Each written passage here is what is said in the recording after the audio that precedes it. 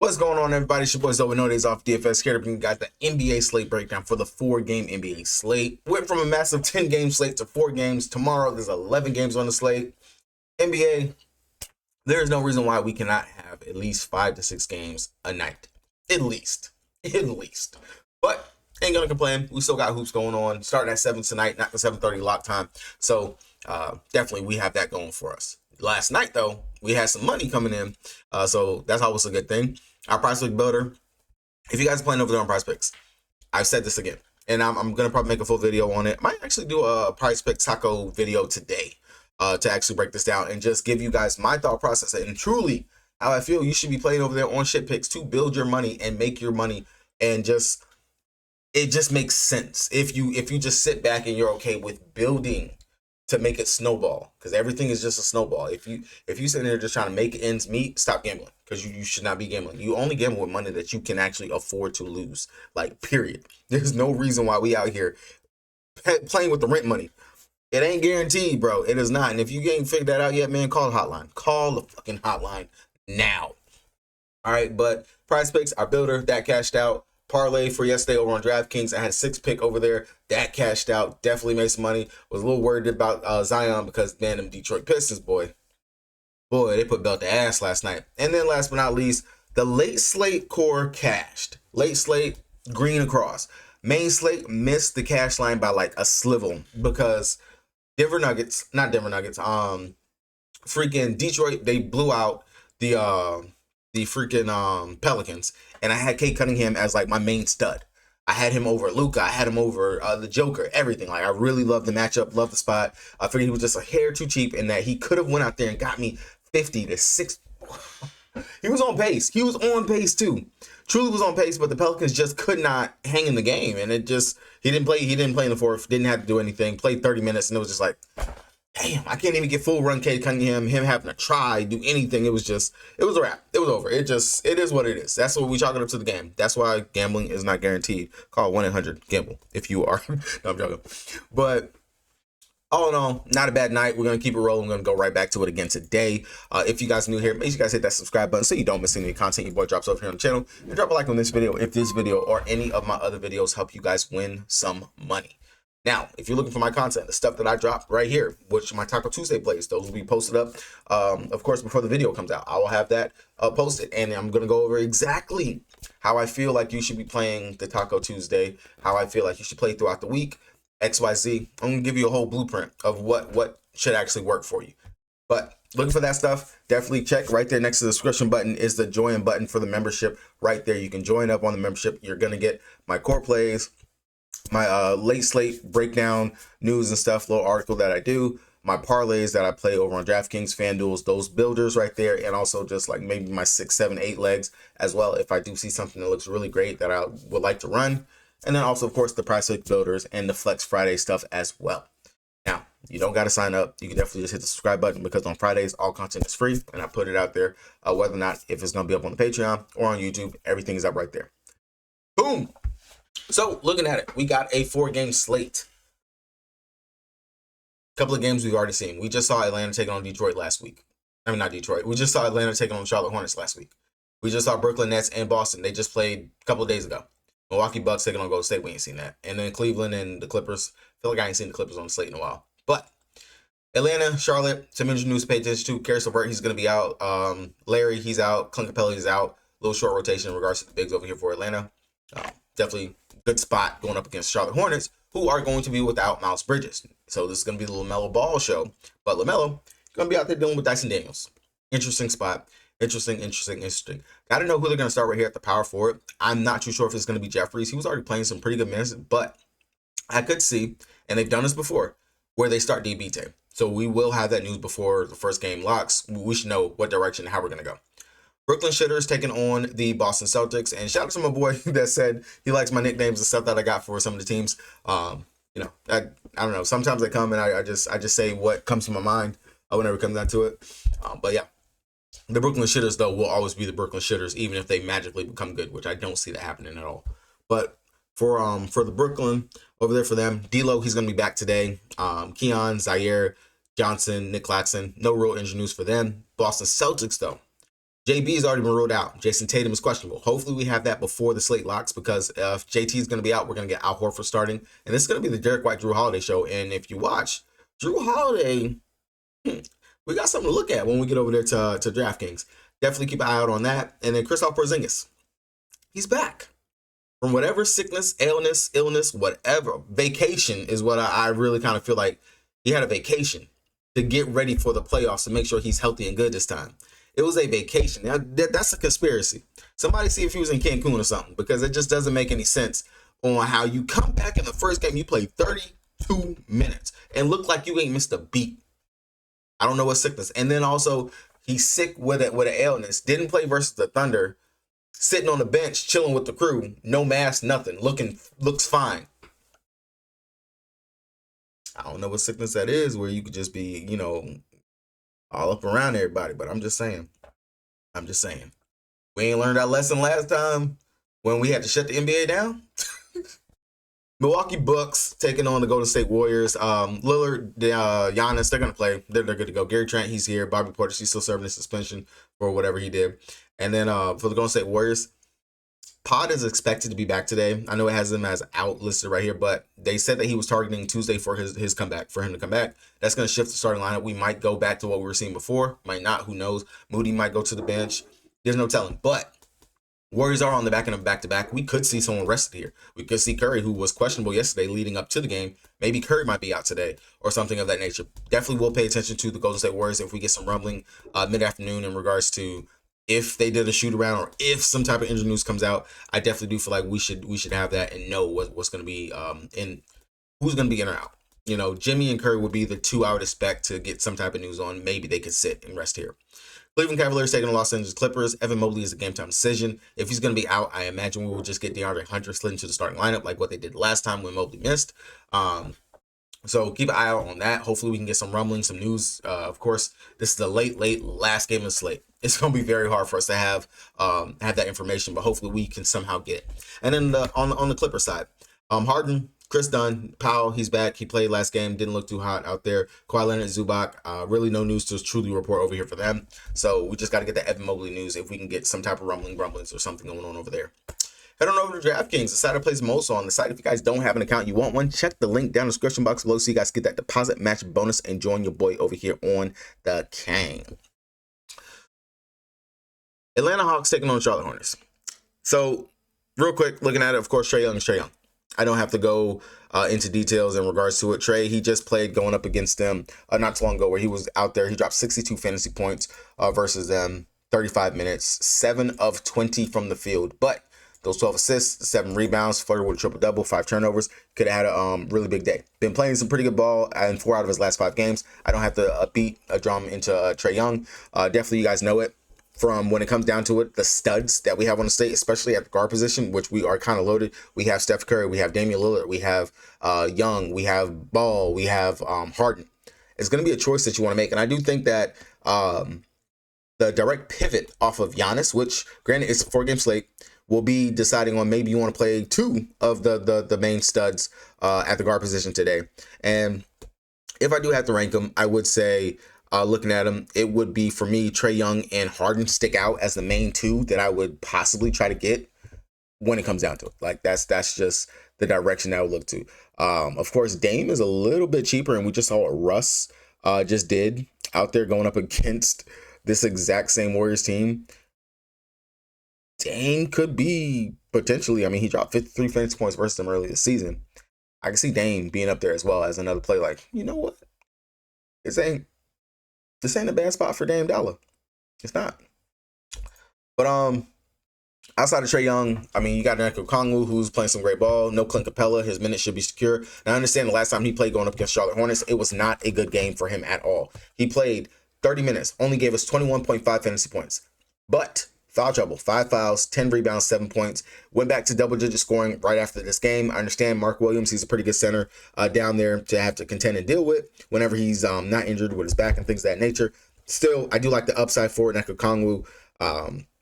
He's played them decent when he played off the bench. That was his first start going up against them. Hopefully he can shake it off, bounce back here in the spot. I do like him at the 7,500 price tag. Wouldn't mind getting there instead of going up to like Zubac, or instead you can play Allen or something like that. But definitely Kongu possibly could be lower owned just because of the sour taste that he could have put in regards to just that down game that he recently came off of. Then of course Dyson Daniels, I don't have to talk him up. If you don't want to play Trae Young, you can always just pivot down to Dyson, hope for a big steal game or something like that from him, and it'll definitely boost him up. Now, with Karis LeVert being out, these 1, 2, 3, 4 guys are all kind of the same person to me.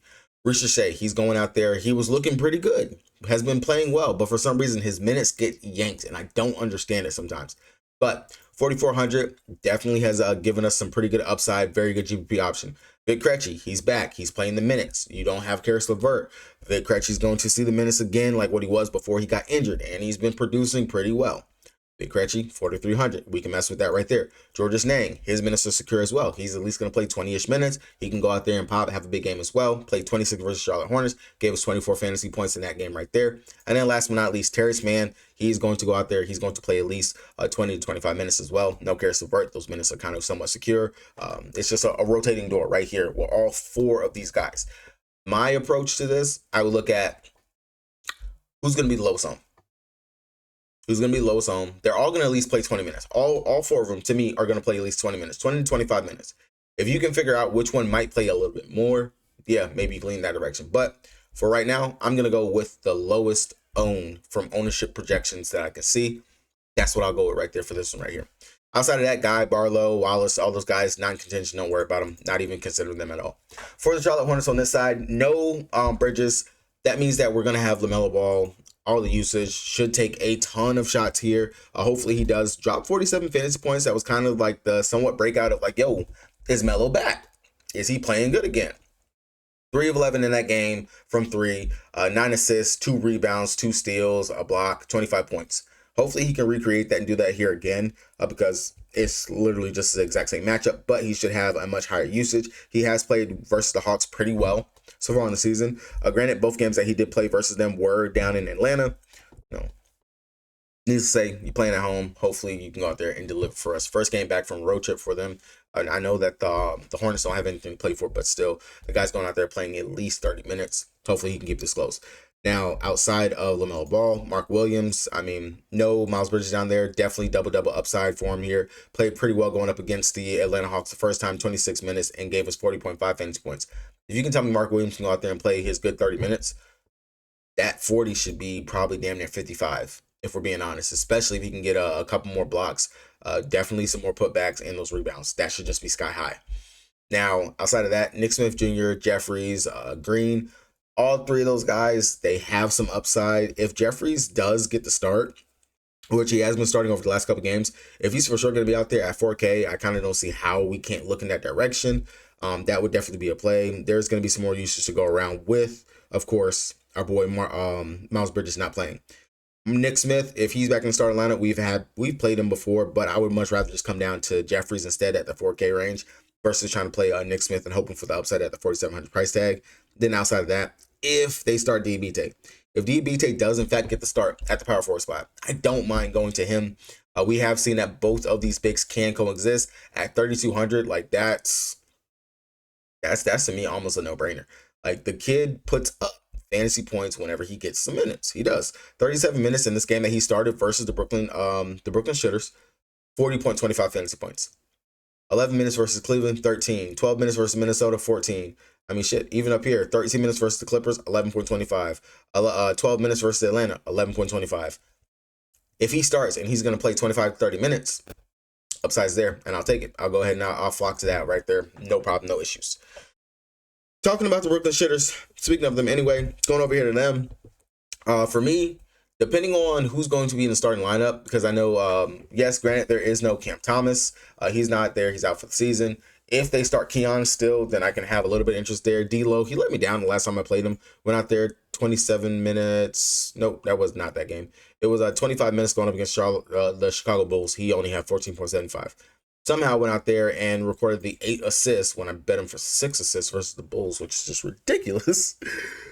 Goes out there and has 8 assists versus Boston and 28.75 fantasy points. Played 27 minutes. Looks like the minutes are still somewhat at least 25 to 30. you can mess with that. But I will say I won't mind coming up here to my boy Keon Johnson just a little bit more.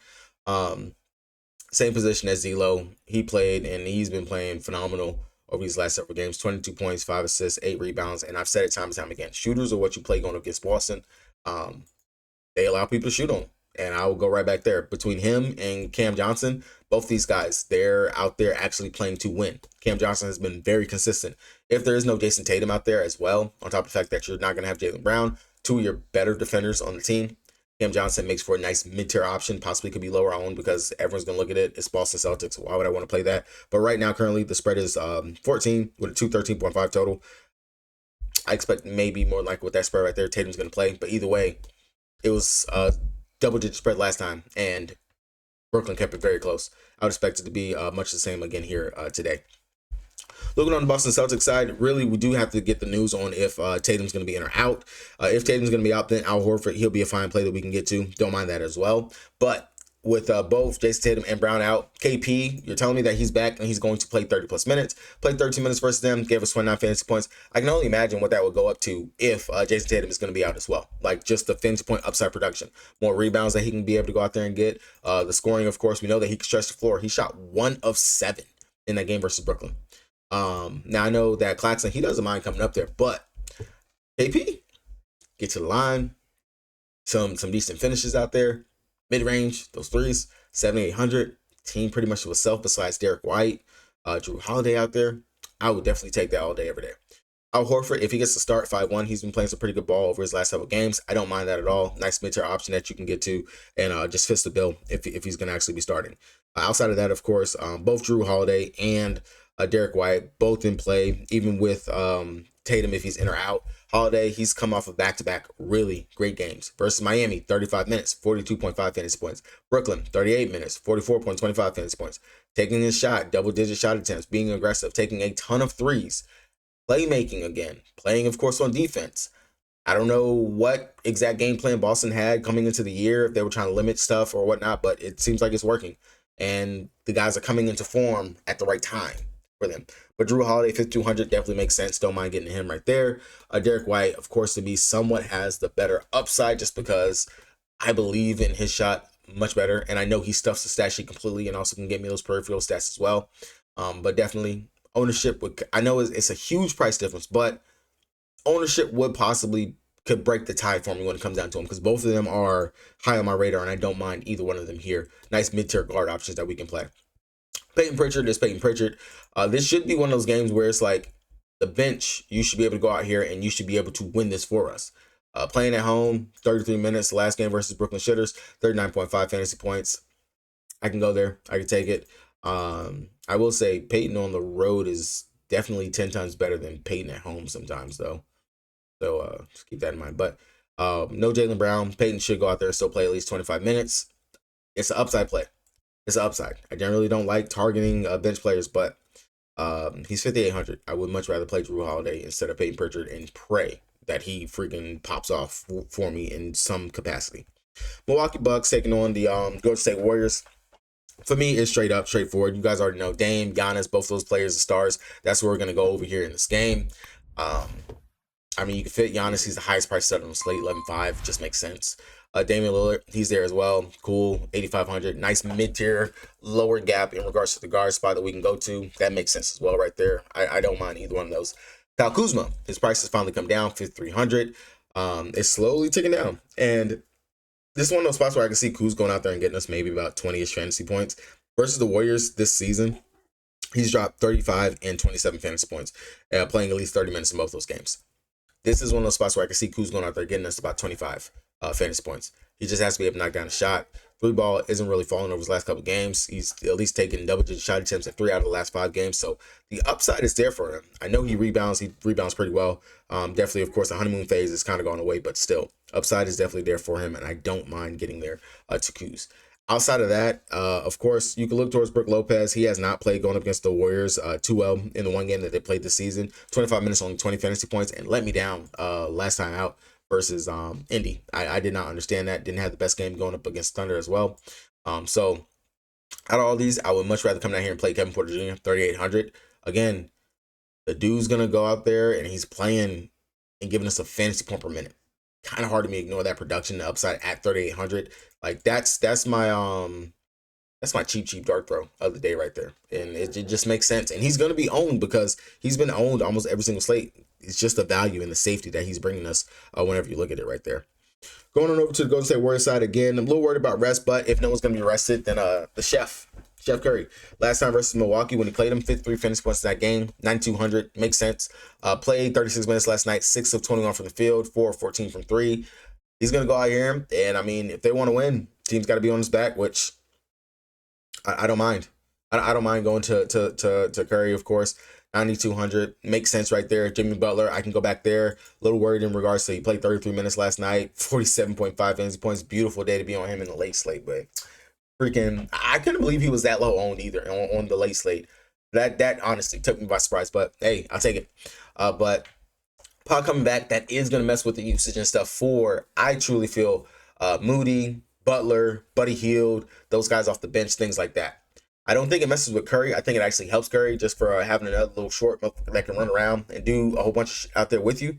That helps a lot, especially with the ball movement and stuff that the Warriors do. So Jimmy Butler is a little lower on my totem pole in regards to what I want to get to. Kuminga, he's out there. He's played 28 minutes last night, dude.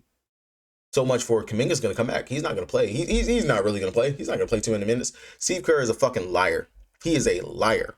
He is a fucking liar. Do not believe a word Kerr ever says about it. If Kerr told you that the sky is blue outside, you better go outside and go check to make sure that it ain't gray. Like, fuck that guy. But Kuminga, if Butler was to be rested or something like that, I would definitely have a lot of interest because I would see that I would think Kuminga would get some good burn and run here. I wouldn't mind going to him. Just makes sense to me in my eyes. And he hasn't played versus the Bucks this season, but last season he did drop 38 and 39 fantasy points versus them. Outside of that, no one else really is anything that I feel like you got to get to over there for them. It is what it is. Cleveland Cavaliers taking on the Los Angeles Clippers. For me, we got to get to know if Mobley's going to be in or out. If Mobley's going to be out, then of course that's going to boost my boy Jared Allen. We are going to see DeAndre Hunter get slid into the starting lineup. Things of that nature. Right there, Hunter becomes a decent play. Don't mind it. 5,400. That would get you off of some of the other guys like we were talking about in the Atlanta game. I know he's a little bit more than them, but definitely a better upside right there. And I would much rather prefer and prioritize getting up to Hunter versus worrying about them and trying to play Russian roulette on who's going to actually pop from Atlanta.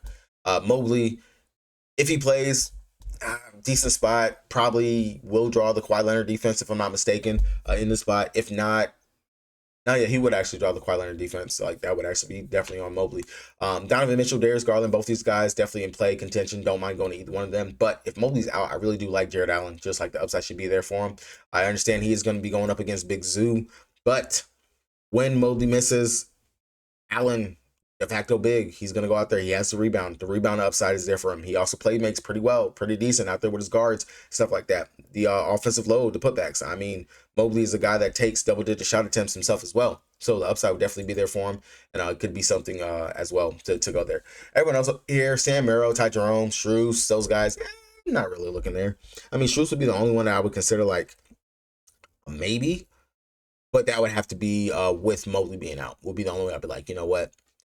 Cheap-ish play that I can get to from the Clippers. I mean, not from the Clippers, from the Cavs, Mobley.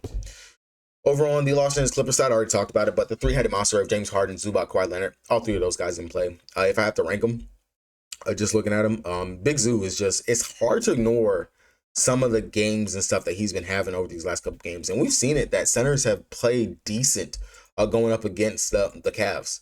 If he's going to be offensively involved, taking these double-digit shot attempts and things like that, I have to truly consider it. And then just, he must have went to the same club with Harden to 8 assists.